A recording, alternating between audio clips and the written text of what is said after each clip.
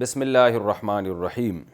کھانے کے دوران سلام کرنا یا جواب دینا، کھانا کھاتے وقت سلام کرنا اور سلام کا جواب دینا کیسا ہے؟ عبد الرحمن صاحب انڈیا سے۔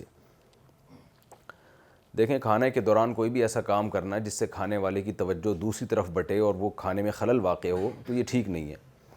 لیکن عام طور پہ ایسا ہوتا ہے کہ جب کوئی شخص آتا ہے ملاقات کے لیے، لوگ کھانا کھا رہے ہوں تو لوگ خود بخود اس کی طرف متوجہ ہو جاتے ہیں کھاتے ہوئے۔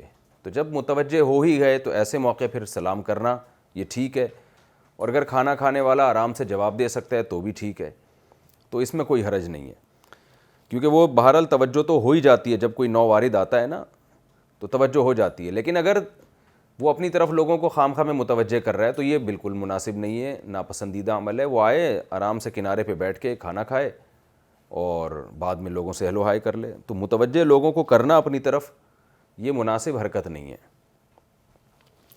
غسل میں کان کے چھید میں پانی پہنچانے کا حکم۔ عورتیں کانوں میں بالیاں پہننے کے لیے جو کان چھدواتی ہیں، اگر اس سوراخ میں پانی نہ جائے جو کہ کافی مشکل ہوتا ہے تو کیا غسل ہو جائے گا یا نہیں؟ بلقیس بانو انڈیا سے۔ اس سوراخ میں پانی پہنچانا لازم ہے، اگر اس میں پانی نہیں پہنچایا تو غسل نہیں ہوگا۔ تو اس کا طریقہ یہ ہے کہ اس بالی کو کان میں جو پڑی ہوئی ہے تھوڑا سا یوں پانی ڈالیں اور اس کو اچھی طرح ہلا دیں، 2-3 دفعہ ایسا کریں تو پانی اچھی طرح سے اندر پہنچ جاتا ہے۔ سجدہ تلاوت کی تعداد بہت زیادہ ہو تو کیسے ادا کریں؟ میں نے کئی دفعہ سجدے کی آیت پڑھی لیکن یہ سوچ کر چھوڑ دیا کہ بعد میں سجدہ کر لیں گے۔ اس طرح سوچتے سوچتے مجھ پر 100 سے زائد سجدے جمع ہو گئے۔ اب ان کو ادا کرنے کی کیا صورت ہوگی؟ اس بارے میں رہبری فرما دیں۔ سعد الرحمن صدیقی، حیدرآباد انڈیا سے۔ 100 سجدے کرنا کیا مشکل کام ہے پوری زندگی میں؟ حیدرآباد صاحب، سعد الرحمن صاحب، حیدرآباد میں شاید ایک سجدے پر پیسے لگتے ہوں، تو 100 سجدے کرنا تو بہت آسان ہے۔ شریعت آپ سے یہ تو نہیں کہتی کہ کنٹینیو ایک ہی مجلس میں آپ 100 سجدے کریں۔ تو پہلے تو میں آپ کو سجدہ تلاوت کا مسئلہ بتا دوں کہ ایک مجلس میں آپ نے قرآن کی ایک آیت کو جتنی بار بھی پڑھا ہو تو ایک ہی سجدہ واجب ہوتا ہے۔ الگ الگ مجلسوں میں الگ الگ سجدے واجب ہوتے ہیں۔